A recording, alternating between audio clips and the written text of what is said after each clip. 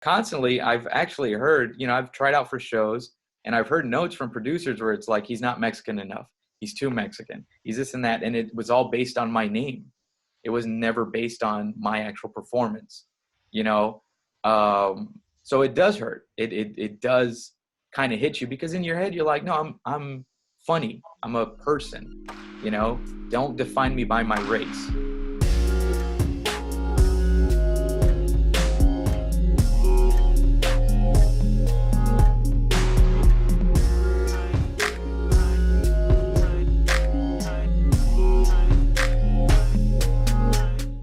How degrading was it when you were basically typecasted as this Latino comedian? Oh, it hurt, man. It really hurt. It upset me. I'll tell you a story where I decided I had to make a difference in that. So I was working this club in Dallas. I'm not gonna say which one.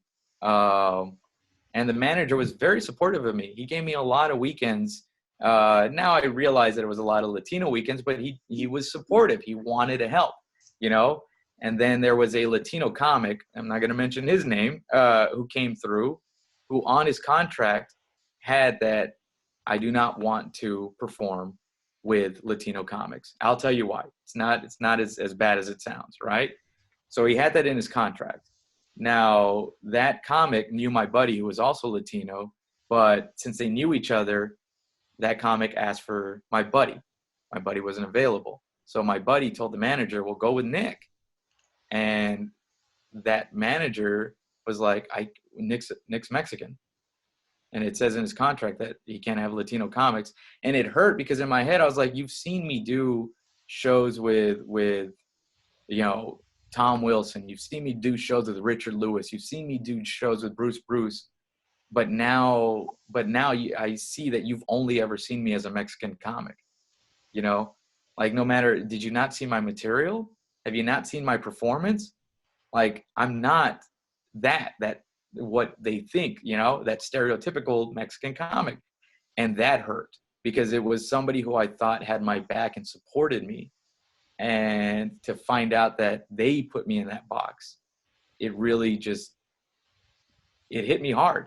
And constantly, I've actually heard, I've tried out for shows and I've heard notes from producers where it's like, he's not Mexican enough.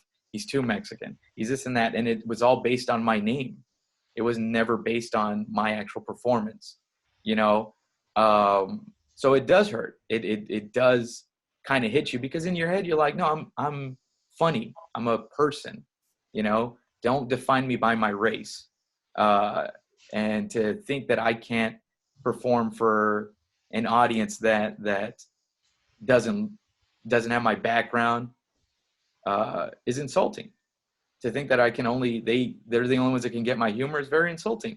Now I'll go back to that contract.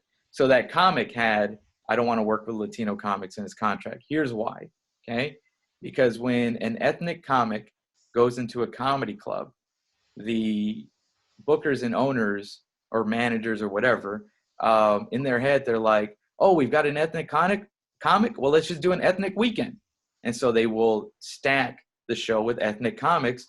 And usually when you're the headliner, that might not be your style, So it's like now I've got to fight 45 minutes of this type of comedy that this audience has been trained to listen to. And I'm coming up here and I'm not that. And now they're disappointed in the headliner when in the end, if they knew who I was, they would have either not come or they would have understood my humor. So I get why he had that in his contract, because he himself, being an ethnic comic, was being put in a box that he couldn't get out of.